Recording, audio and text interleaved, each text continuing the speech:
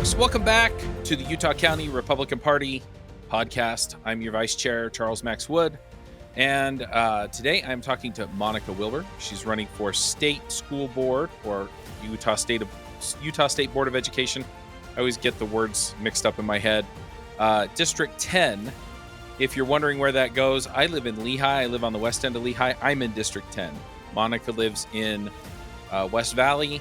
She's in District 10. I talked to a bunch of people in Tooele. They're in District 10. So just to give you an idea, that's the kind of the area we're looking at. Did I leave anyone out? Yeah, that's it. West Valley, Magna, all of Tooele County, Saratoga Springs, and Eagle Mountain. Yep. All right. Now, I'm excited to do this interview. Monica, as we get going, what should people know about you? Like, why should people vote for you? Well, I'm the only candidate in this race who has been actively fighting to keep our schools from being radicalized, medicalized, sexualized, politicized. And I think that's really super important because our kids are at stake here. And our kids are seeing just this this very rapid shift away from normalcy and away from decency in their classrooms. And it's not good for our kids. It's not good for our families. It's not good for our state. And that's one of the biggest things I want voters to be aware of is that our schools are in the process of being just very rapidly transformed and in the worst way possible. And it's absolutely necessary that we step up and we vote to help restore these baselines of normalcy to our kids in their schools. All right. Well, it's funny because, and I'm going to tell a little bit of my story here just for a second.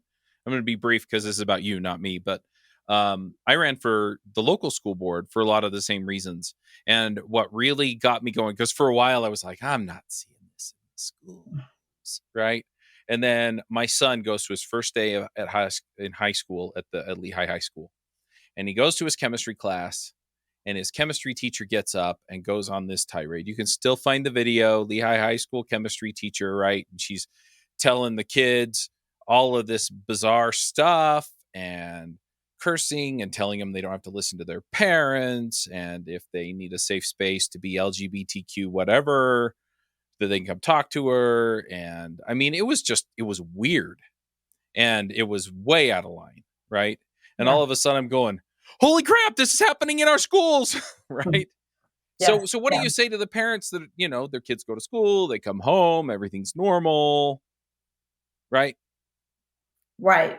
It seems like that. A lot of these aberrant and frankly, I think kind of bizarre agendas happening in our schools are being normalized. And that's the biggest danger is that the kids have been exposed to these things for so long, it almost has become normal for them. I know my kids have seen these things in the schools and they'd come home and sometimes they wouldn't tell me what was going on. I think in an effort to protect me from having to know what's going on, because once you as a parent are aware, that bothers you. You know these things are not right. And so, of course, you're going to step up and do something. But once you step in and do something, suddenly it's the messenger, right, who gets in trouble. People kind of want to shoot the messenger instead of listen to the message. And the message is super important. These things are not okay in our schools. We need to put a stop to them. As adults, it's on our shoulders. It shouldn't be in our kids. But it's usually our kids who end up shouldering the responsibility and almost the blame for coming forward and saying, hey, these things are happening. And makes it hard to learn. Basically, it makes it very difficult to learn. And so, if something's happening, say, with a teacher who goes on this political soapbox and is pushing, say, the LGBTQ plus agenda on kids, and the kid stands up and says something, well, usually it's the kid who ends up having to change classes, or it's, the parent who's being told, well, we have to do this. This is non-discriminatory best practices. This is okay for us to do. It's not okay for you to complain about. And not every teacher is this way. Not every classroom is this way, but our classrooms are increasingly becoming this way. And our schools are increasingly being directed to be this way. Yeah. I'm just going to throw out a couple of other experiences that I had really quickly, because it seems like, I mean, you're talking about the schools becoming radicalized and medicalized and things like that. And one example, so my son was in a film study class, and he was failing. So we go in and talk to the teacher, right? Which is something that I think most parents would do. And she said, well, there are these videos on Canvas that he needs to watch and then, write a report on. Well, the videos were on white privilege, Hmm. right? Yeah. And so, or another instance was, I went and picked up one of my kids from school, and they were talking about the kid at the Capitol. He was talking to the guy that was banging the drum, right? Mm-hmm. And the news made a big deal out of this kid harassing this Native American guy or whatever. And we went and watched the whole thing, and all of a sudden my kid's going, wait a minute, that's not what they told me at school. So sometimes it's the big tirade, and sometimes it's just these little ideas. So what do we do, and what do you do as a state school board member to make sure this isn't happening? Because, I mean, to be fair, I don't know that I necessarily want them indoctrinating them the other way either. I just want them to teach them math. Right, right. You just want to return to foundations, and Right. those foundational academics are really key. And of course, they're taking the back seat in this new push to, as I said, to radicalize and to medicalize, and in this case, in your case here, to racialize. Right, and it happened with my kids as well. And so, what can a state board member do? That's a really great question. The state board has the general control and supervision over the schools and the programs that fall under K 12 throughout the state. That's our constitutional responsibility for state board members, Hmm. were I to become a state board member. And so, one of the things that they do is they set the tone, they provide the guidance, they write administrative rules that enforce law. And supposedly, we're supposed to have political neutrality in the schools. We have administrative rules that say teachers can't, can't ask students about their political ideologies. They can't influence them when it comes to their sexual orientation or their gender identity. But we find out that a lot of these things are happening regardless. And this is where the state board can do a better job as far as providing oversight to the districts when they get complaints, to address those complaints and to instruct their internal audit department, which receives the complaints from parents and from teachers across the state. Hmm. The majority of those complaints get kicked back to the districts.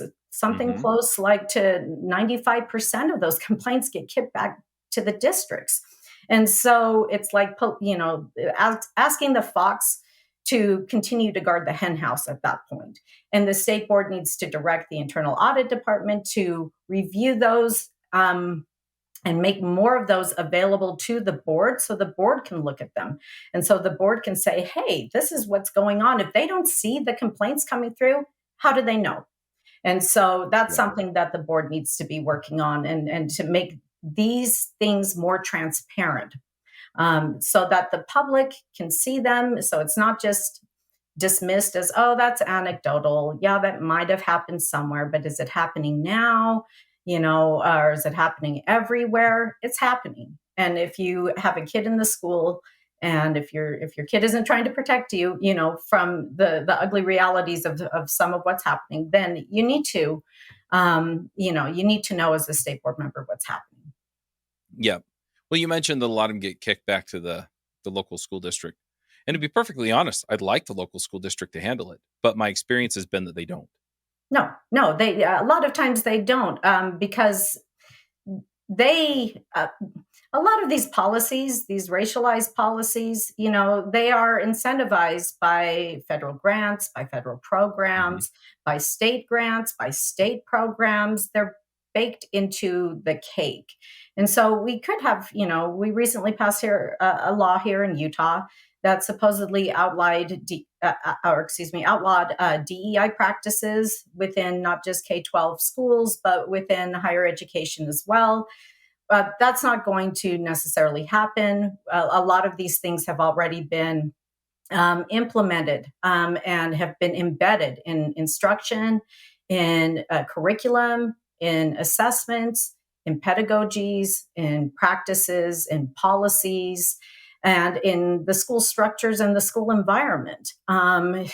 You'd have schools who would have to go against federal law, who would have to essentially, not uh, live up to the contractual conditions of certain of certain grants that they've Hmm. accepted, if they don't, do these things. And so we've got problems that are really kind of sticky. But the most important thing we can do is not just gloss over them, not just say we passed a law, so now it's fixed, because Hmm. that's not the case. Right. That's just not having our eyes open to reality. Right. So in the case of like the federal laws or the state laws that get passed, what can you as a school board member do if they kind of go down these agenda paths? Well, as a state board member, you get to vote on administrative rules. Now, where those administrative rules or originate is not necessarily with the state board members themselves. A state Okay. board member can ask for an item to be put on the agenda, but it's kind of getting it put on the agenda, and getting the help to have an administrative rule crafted that will interpret state law or interpret federal law in such a way, and you only have so much wiggle room. So really, you have to use your platform kind of as a soapbox, and you have to be Mhm. willing to speak out and say, look, here's this issue. We see it recurring throughout the state. We as a state board, maybe we can start with a resolution. And then we can use that resolution to advocate that the staff go to the legislature and advocate for a certain law to be repealed, or that the state legislature take a stand against federal monies, for instance. Federal monies control a lot. Um, Oh. it's not a good thing, right? Like, it's like, Yeah, for those that don't know, I was on a charter school board for 12 years, and so, yeah, yeah. a lot of federal money. Yeah, you know it. It's like, and it's varied anywhere from as low as 8% to Mhm, 12%. But, right now it's about 9 to 10%.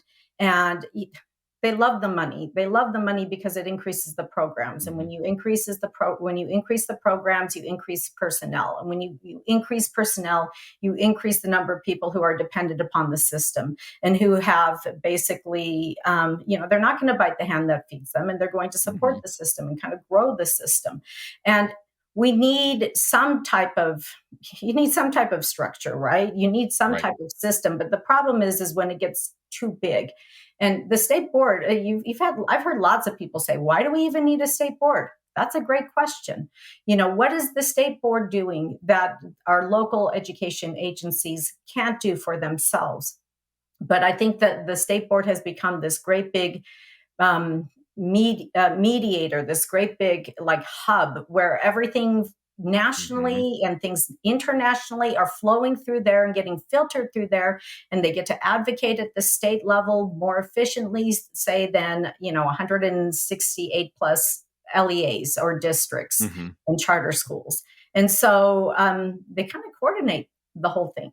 And I guess if you want a great big nationalized, internationalized agenda being pushed into your kids' schools and determining what the teacher teaches, and how they teach it, then awesome. I guess, you think that's a great thing, then you probably shouldn't vote for me. I don't think it's a great thing. And I think we need some changes. So, I mean, we're talking about some of these things at the state board level. One other thing I'm gonna point out, and I'd like your take on this, is as so I ran for Alpine School Board. I was on a charter school board, and one of the things that I saw over and over and over again wasn't necessarily because we all had to follow the policies that were put down by the state school board, but a lot of times it wasn't a policy per se, right? It wasn't a rule that was given to us by the legislature or the state school board, but especially Alpine School Board, if the state school board even hinted that it was a good idea, they were all over it. Yeah. And so you're doing more than just setting rules. You're kind of setting the stage for the way that a lot of these school districts do things. So how do you start to turn that culture or to encourage school boards to kind of look at things and go, I like this. I don't like that. Why don't we do things a little different from the way that the school board's kind of leaning one way or the other? Okay, that's a great question. And it all starts with the people. You need people who can see the problems for what they are, who aren't, I would say, kind of beholden to the system. A lot Hmm. of our state board members work for the system. They're, again, Hmm. like I said, they're never going to bite the hand that feeds them. So you need state board members who don't represent the system to the people, but who represent the people to the system. Right. That's the first thing. So we need different board members. And once you get different board members in, then you can look at who those board members hire to carry out the work of the board. And right now, we have a state superintendent who's been in there for 8 years. And our state superintendent has been behind this 21st century transformation of the public education system into something that is unrecognizable from what we went through as kids, and Hmm. something that our parents went through as kids. It's got a totally different focus, and it's not those academics, and it's not the even the athletic excellence that we see. They are really trying to shift the focus in public education away from these objective foundations to these very subjective areas like social justice, racial justice, sexual justice, you name it. And so if we can change the personnel at the board, we can change the tone at the state board Hmm. office entirely, because the superintendent is who hires the staff. Right. It's an expensive staff. You got like 30 million, you got 400 people. They there's a lot of people involved at the staff, and I'm not like saying, oh, all those people are doing things that we don't want, but they take their direction from the top. Right. So you've got to change things with the board first, because they are the ones who hire the superintendent. Makes sense. Makes absolute sense. Now, I want to go into a little bit of what you said just a second ago, where you said that a lot of this focus goes into like social justice, racial justice, sexual justice. What does that look like in the schools, and how do we start to solve that? And I also kind of want you to answer the question, because I get pushback from some people, right? Well, don't you care about racial minorities, or, you know, Right. LGBTQ kids or whatever, right? And they're not the same thing. And I think you can explain better than I can why. Okay, well, I think that's a great question. I look at myself. My mom is from Costa Rica. Okay, technically speaking, I am a racial minority. I had I have lots of siblings. We have varying skin colors, varying Hmm. hair colors, and eye colors. We didn't know we were necessarily any different when we were growing up. And I think that gave us the freedom to just be ourselves. Hmm. Nobody was, condescending to us like, oh, you're Hispanic. Oh, I guess you can't read as well as maybe the white kids or something like that. You just didn't know you were really any different. Kids see differences, but they don't project certain meanings onto those differences without Right. certain adults like spreading that spreading those stereotypes or spreading those notions into their heads. And so what does it look like in kids classes today? Well, let's just take English classes in your typical junior high or high school. A lot of those books that the kids are reading are they've what the technical term is, they've decolonized the literature that the kids are reading. You're not Uh-huh. going to read books from white, as they say, cis males. This actually happened to my son in his junior high class. He gets into his junior high honors history class, social studies class.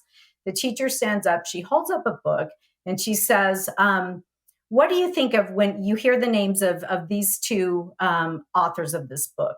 And, Joe Johnson and, Steve Smith, something like that. Right. And the kids were just kind of sitting there blank faced. They don't know what the answer is. And she Right. says, you hear white people, right? Straight white men. We are not going to read a book written by two straight white men. We are going to hear diverse voices, and we're going to hear diverse, thoughts, etc. And so we're going to hear from women and Latinas and blacks and queer people. And so that's one of the ways they do it. They draw this hyper focused attention onto a person's, external characteristics that they have really genuinely like no control over. Okay, you Right. can't help your ethnicity, you can't help your sex. Although there are people who say that's mutable now, and then you can just like choose that now. But if you believe in objective reality and biology, you can.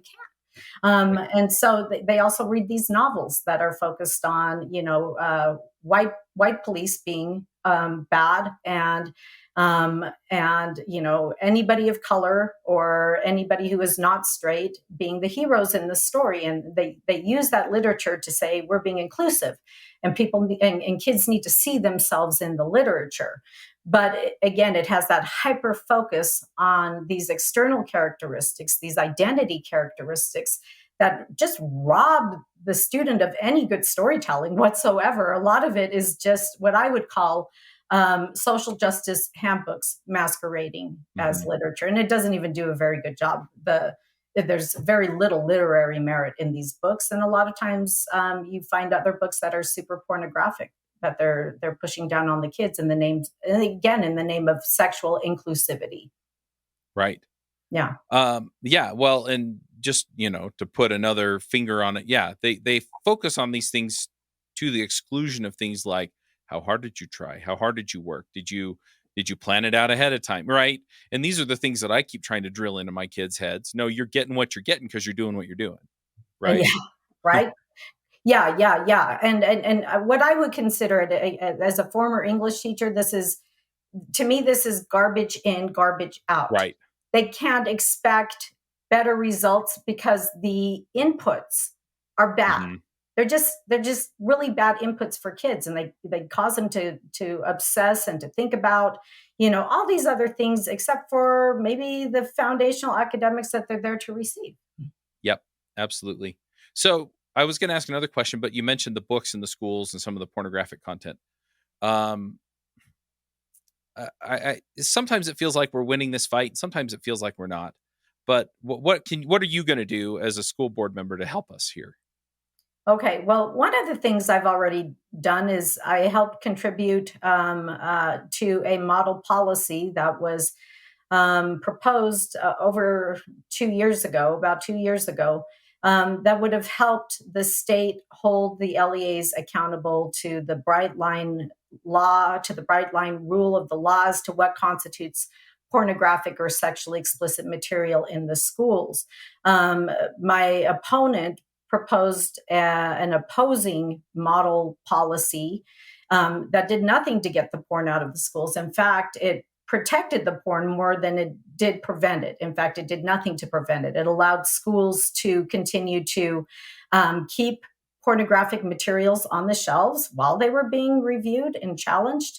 It allowed a parent to give their child permission to check out pornographic materials if they were being held behind a shelf, if they were being Mhm. challenged, and even if they weren't being challenged. That's like saying, hey, send your kid to school, and you can, if you get your, kid, if you get your mom's permission, you will give you permission to, drink at school. Parents can't give their Right. kids permission to drink. They can't give them permission to do drugs. These things are illegal Yeah. activities. Why should accessing pornographic materials be any different? And so I did help craft that model policy. It was rejected by the board. Only one person was in support of it. And then the 14 other members of the board, including my current member, ended up voting for this model policy that did nothing, but provide very bad guidance to the local education agencies. And so and that's why we still have the problem in the schools. Mhm. You still have parents who are challenging stuff. I've been in contact with a parent out in Tooele who sits and she does. She's a substitute teacher. She does she sees a lot of these books in the classrooms. She challenges them, and her challenges get rejected. These things are patently bad for children. They are patently sexually explicit. She sent me some images of one of the books she was challenging. And I just, you just can't find your eye bleach fast enough. And if it affects me that way as an adult, if it affects me that way as a mom, can you imagine how this affects these young, impressionable, very highly suggestible minds? I've heard of kids Mhm. from schools who have lists of books, and it's just pornographic books that are available in the libraries, and they just pass them around to each other so that they can, they just move from one book to another. They're in the teachers' classrooms, in their personal libraries. I've when I went to caucus, I was sitting in a classroom where I see these books and they don't have appropriate materials, subject matter for the kids in these books, but here they are sitting on the shelves. Yeah. Well, and it's interesting too from the standpoint of, like, I think about my kids, right? I have an 8-year-old, I have a 13-year-old and a 15-year-old. I also have a 17-year-old and 18-year-old, but especially the younger teens and my 8-year-old, right? I mean, it's not, I think sometimes we think of them as kind of little adults, and so we think that it's going to affect them the way it affects us. But the reality is even my 15-year-old, she wouldn't know what to make of it, right? It wouldn't affect her the same way it'd affect an adult. She would look at it and she would wind up confused and uncomfortable because of it, and then try and deal with the weird emotion she's feeling out of it. I mean, this is the problem that I have with it. It's not, oh, they're going to get titillated and they're going to have the physical sensations and whatever that adults have. It's not that. They're not mature enough to handle it. No, no, they're not mature enough to handle it. And this is where the board should be stepping in and being Yeah. proactive and not this reactive, passive entity. They should be going out and saying, look, districts, you start chucking according to the bright line rule Yeah. that's already in the law. You don't need a new rule. You don't need a new law. The law is there. The law is clear. Why don't we enforce the parts of the law that are there and clear? And they just, everybody wants to dance around it, and nobody wants to just say what needs to be done. Hmm. Instead, they end up bowing to the American Librarian Association, which sits there and encourages that kids read these books as part of the right to read, as part of being able to protect student inquiry. I mean, they have so many euphemisms for basically, we just want the kids to read whatever at any given time, and the schools Yeah. have to supply it, which, no, you're under no obligation as a state Yeah. entity to be using taxpayer dollars to sexualize children with illegal pornographic materials. Our schools are not Yeah. under that obligation, not under any sort of First Amendment right or anything. The state Mhm. doesn't have to provide it, but we do. Well, so on the other end, so I'm a software developer by trade.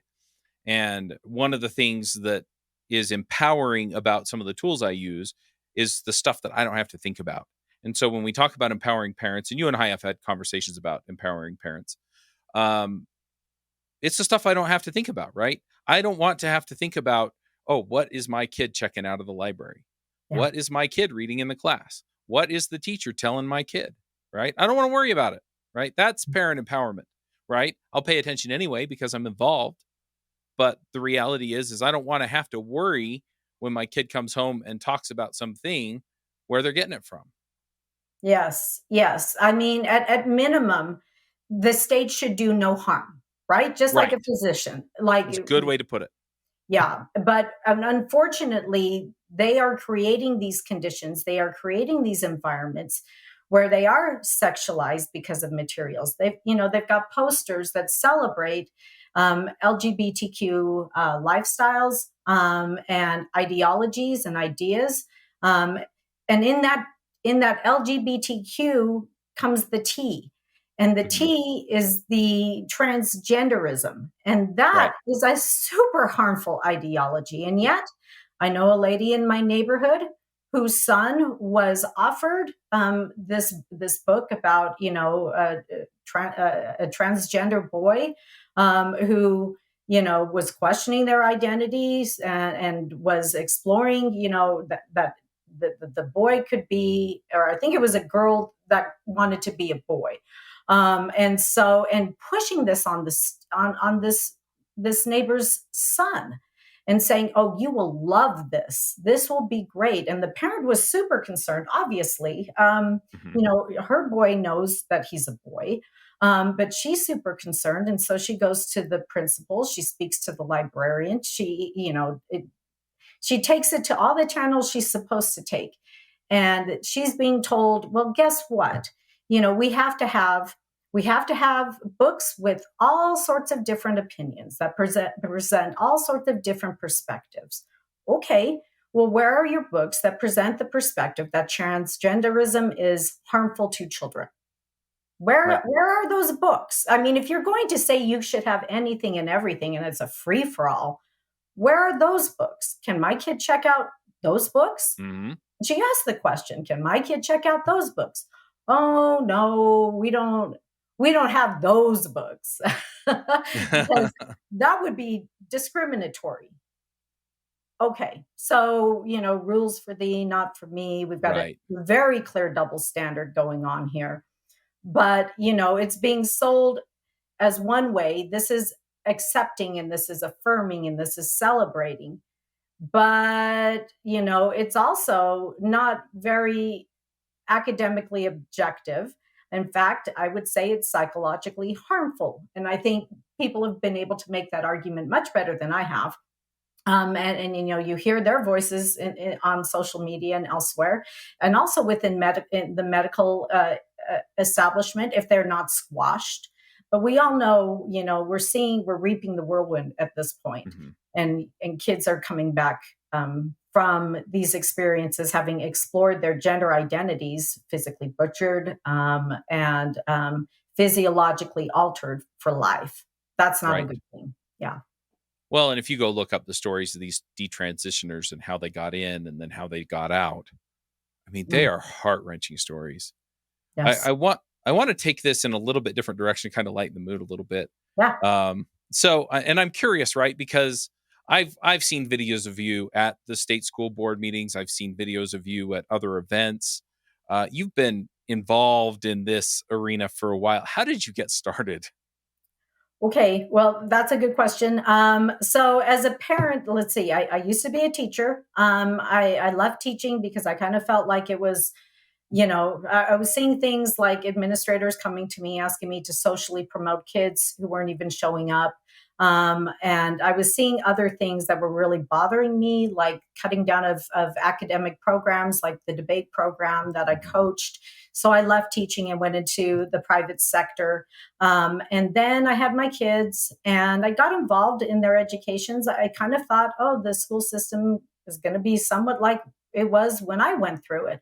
But Mhm. I started to see that that wasn't really the case. And so, I started to see academic assignments that weren't great. I started to see assessments that were happening on these online computer platforms. So that concerned me. I joined my local community councils. School community councils. Mhm. I volunteered in the classrooms. But what really triggered my advocacy of the past 2.5 years was going to a school board meeting in the Granite School District that a parent group had advertised about, and they were upset about the masking. Rightly so, many parents were Mhm. upset about the masking. So I went to the school board meeting. I had signed up to speak like lots of parents, but hadn't heard back that I was going to speak. So I just went there to support. I didn't know anybody. I'm kind of a homebody. I keep to myself. Luckily, this wasn't a necessarily like my comfort zone whatsoever. And then when they called up the speakers to speak, I was the second person in line to speak. I didn't know that was going to happen. I had about 5 minutes to cobble something together, but I ended up being the only parent who was speaking to the concerns of all the parents there. And there were easily over 100 parents. I would say that that room was packed. And so when I did that, it just kind of got me pulled in. There were Mhm. parents who were reaching out to me saying, can you speak out about this? Will you help us do this? And so I just got kind of sucked into it. And I've never been able to get unsucked out of it because I think the deeper you get in, the more you start to learn.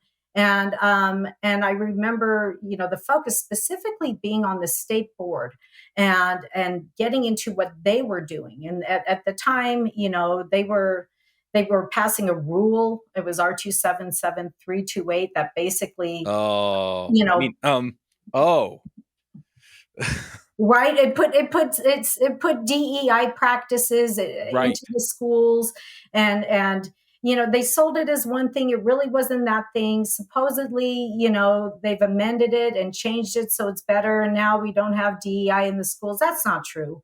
No. That's not true. It's the way I explain that to people is I say, look, R277-328 was simply a North Star. This is where we want to be as schools across the state. And so everybody started working towards those goals, and they'd been working towards these goals, let's be honest, for quite a few years prior to 328. It was just kind of like the cherry on top of the sundae. But they had implemented these things, embedded them, again, like I said, throughout every aspect of the school environment, to the extent that when we had some people agitating to get 328 repealed. Okay, so let's repeal 328. It didn't actually happen. They just ended up Right. amending it. But the damage was done. And so, but now people think, oh, well, now we don't say these words, diversity, equity, inclusion, so loudly. So it's just Hmm. not there. But the analogy I tell people to help them wrap their minds around what's happened is, it's like going into a bakery and saying, hey, from this day on, we're outlawing sugar. Okay, so the bakery looks around and it's got some, like tubs of sugar over there, but it's already baked like all these cakes, right? All these Uh-huh. cakes, all these cupcakes, all these cookies, everything, pies, you name it. And you can't get the sugar out of those, can you? It's kind Nope. of it's a done deal. So Yeah. yeah, yeah. So that's how I got involved. I got pulled into it. I've been speaking at the state board for over, the past 2.5 years. A lot of times I'm the only parent there. So I feel like I've been speaking for parents this whole time. And, I look around and I sit back in the little peanut gallery there, and there are a lot of staff members and people from the UEA and from all these, Hmm. organizations. They're paid to be there. I'm not. But I'm sitting there and I'm a lot of times the only voice that's speaking out for parents in these things. Sometimes a whole lot of parents show up because something exciting is happening. But, having being able to be there and to sit and to study the board and the things they go after, it's a lot of the unsexy stuff that's really creating the change in our Hmm. schools. A lot of this social, psychological, behavioral conditioning. And so, what I did with the help of as a current board member, Natalie Klein, is we started analyzing this together because we had started working together and we started analyzing what is going on. You pull one string here and it seems like you think you've pulled out the snag, and yet everything seems to be affected, and they really don't like changes to their policies, and they really, even one word, they will fight to the death over a Hmm. single word being in there. Why? What's so special about that word? What does it mean to them that a lot of parents Right. don't realize? And so we created a website called higherground.work. It represents some of our research, not all of it, but some of our research. There's a lot. But then we started going to parents, and we've been crisscrossing the state, for the past, again, 2.5 years, giving these presentations. They're free to the public. And they just kind of outline, like, look, these are the tsunami of systems that have collided and are kind of drowning our children and drowning the taxpayers in this with these just programs, and again, policies and practices that haven't been good for our kids. And we talk about the social and psychological and behavioral conditioning. We talk about erasing sexual inhibitions and boundaries of students. We talk about Mhm. controlling outcomes through standardization.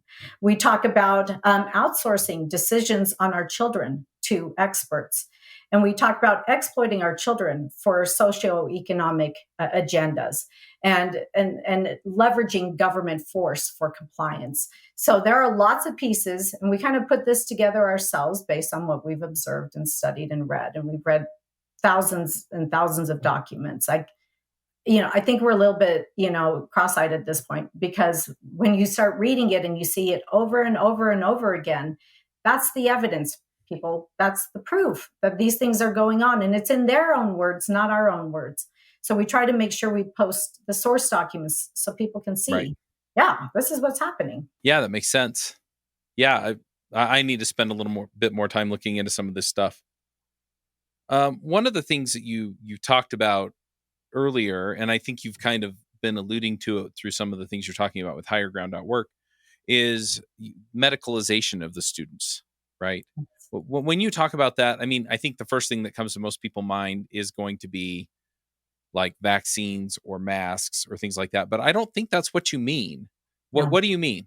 Okay, so part of this 21st century total transformation of the school system involves turning schools into social service welfare centers, essentially. Okay. They become the hub of the community, and schools start providing services that were traditionally provided by outside sources, by private entities.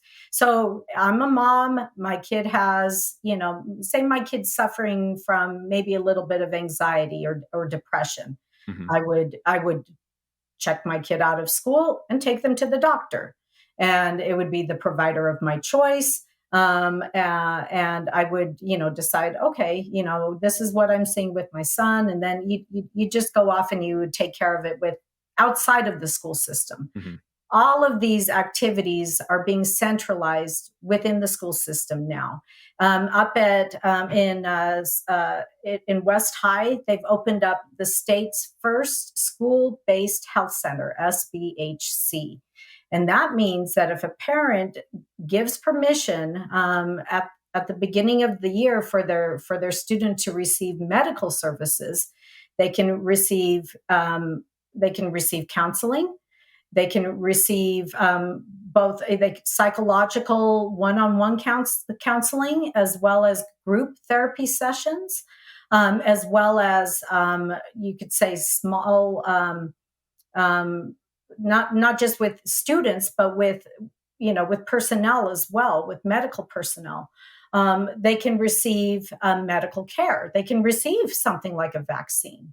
They can receive medical treatment there as well. They can receive nutritional services.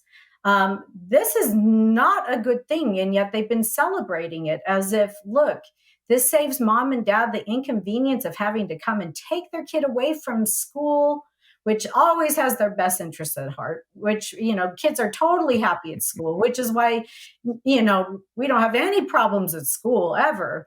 So you don't have to take them away from this perfect environment, and you can leave them in it all day long. And guess what? It reduces dropout rates.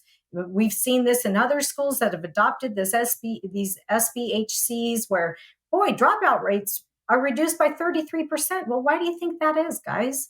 Why do you think that is? It's because now you have some parents who are saying, gosh, my kid the schools are able to build Medicare from these services for my kid. I don't even have to lift a finger. And now they can receive all these things, including, therapy and counseling on sexual issues as well. So, Oh, yeah, that went scary in a hurry. right, right. And because, that falls underneath the medical category. So what could possibly go wrong? A lot, but this is what's happening. That's part of the medicalization. And we're also seeing the proliferation of teen centers across the state. We have approximately 200 high schools in the state of Utah, and about 80 of them have teen wellness centers, which again, they're positioned as this is a service that the entire community can benefit from. Even if you have parents, let's just say you want to stop by the teen center and grab some food, or check out some of the clothing that we have available to you. Oh, we have laundry services as well. We have counseling services. We have tutoring services, mentoring services. You get the picture. What's happening is that parents are being cut out of it. Well, it's not just the parents either. I mean, you talked about, hey, we can start, with the gender stuff and the other, so if I'm having a psychological problem, well, maybe it's because you're gender thing or whatever, right? Yeah. You can't know what's going on. No, you can't know what's going on, and it's become as non-transparent. It'll be as non-transparent as the curriculum is right now to parents, or even to teachers. Something that facilitates all of this is the proliferation of the ed tech in the schools. And you're a techie guy, Uh, you understand how we've got this new flood of AI within the schools. We've got predictive AI, we've got adaptive AI, and we've got generative AI now coming mhm. around the corner. And so many things now can happen dynamically, where a kid can take a test. The teacher doesn't even know what questions were asked, because a lot of those questions are adaptive. It's a turnkey program where the teacher comes in, spends 5 minutes setting something up, pushes a button, and the curriculum is just generated for the kid, based on the parameters that the teacher entered into the platform. And parents will never know. You just never know Right. what your kids are really really doing. And then the assignment gets locked because they're using this Canvas learning management system. And so the parent goes and says, well, how can I see this assignment you were working on? Well, you can't. It's over. It's done. It's locked. It may as well have been Right. snapped into the ether. So Yeah. By the way, one tip: if you're using Canvas, sign in with your kids' login, not your parent. not yours. Yeah, but So you can because see. yeah, that's where I was seeing all the white privilege videos for that class and stuff. Yeah. Oh yeah. Anyway, Yeah. Yeah, I mean, I've had it where, a lot of this tech is turning the learning into just guessing. It just really mhm, is. The kids, my daughter was taking this test, this quiz on parts of speech in her English class in junior high. She had to get a certain score in order to pass on to the next module. mhm, And, she's like, I don't know what it is I'm getting wrong, but it's telling me to go back and get it right. right. And so she's like, Mom, she would rarely ask me for help, but and I'm always offering. No, you can't help me. They want it done a certain way, but no, They play that tape at my house too. right, right. And but that's what the kids are being taught. Your parents Yes. don't know. And I'm an English teacher. I'm a former English Yeah. teacher. I do nothing but like read and love pronouns and things Uh-huh. like that. So when properly used. And anyway, so here I am, and I'm like looking at her quiz, and I'm saying, okay, yeah, that I believe the answer is this and this and this based on this. We had to go through it. I think it was like 2 or 3 times. And I'm pretty sure that what I thought was the right answer was being marked wrong. And Mm. that's why it took us so many times. You know, I, it's just funny because then where do you go to? Who do you complain to? You can complain to the Yeah. teacher, but it's kind of out of their hands. They're using this module that they may or may not have created. Yeah. My son was, hmm? The What way was it's that? shown up for me, and then we need to start wrapping up, Yeah. is with math, right? Because I'm an Yes. engineer, and so math, right? And my mom's a math teacher, right? But yeah, they'd come home and they'd be trying to do the math problem, and Dad, can you help? Because I can't figure it out. So I'd show them how to do it. Well, that's not how they taught me how to do it, right? You Yeah. go talk to the math teacher, and it turns out that that's not how the math teacher was taught to do it either, except that it's like how it's shown in the book, and they're told that they have to teach them that way. And Yeah. Yeah. it's Yeah. like, well, are you getting the right answer now? Yeah. That should count, right? But it doesn't Yeah. if you don't do it in the right way. And this is part of this transformation of education. It is in the processes, not necessarily the outcome. And the kids are expected to meet up to the processes. That's what they are. If they don't follow the proper processes, it doesn't almost matter what the outcome is at that point, Right. because they are being assessed according to the standards, and the standards are process oriented. So it's very interesting. Yeah. Yeah. All right. So, like I said, we're kind of at the end of time. I've got to interview another candidate here in a minute. But let's say somebody's listening to this and they're like, Monica gets it. Monica's the one I want in that school board, fighting for me, fighting for my kids. what do you need from people, and how do they help you out? Okay, well, they can go to my website, which is monicawilbur.com, and you can sign up to either donate or to volunteer for my campaign. Please get the word out to your neighbors. If you would like to, to go door to door, I can give you some flyers that you can give to your friends and neighbors. Talk to them.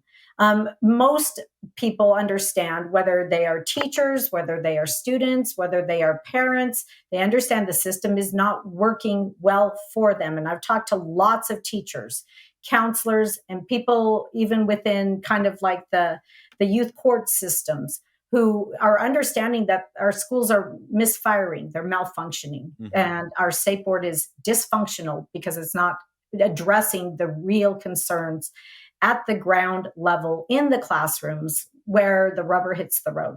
So, yeah, and please, when the ballots come out in a week, vote Monica Bangerter Wilbur. That's my name on the ballot, and just spread the word. Let your friends and family know. The schools are important. That's where all the kids are, and the upcoming generation is going to need our generation to do its job and to Hmm. vote for the change we need. And that means voting out the people who haven't been fighting for you and your kids. So just a reminder, monicawilbur.com. If you're watching the video, it's at the bottom of the screen. Go donate, go spread the word. We're doing a lot here at Utah County Republican Party to get the word out about who our nominees are. So absolutely go support Monica. And yeah, we'll just wrap it up. Thanks for coming. Okay, thanks, Chuck. It was a great day. Thanks.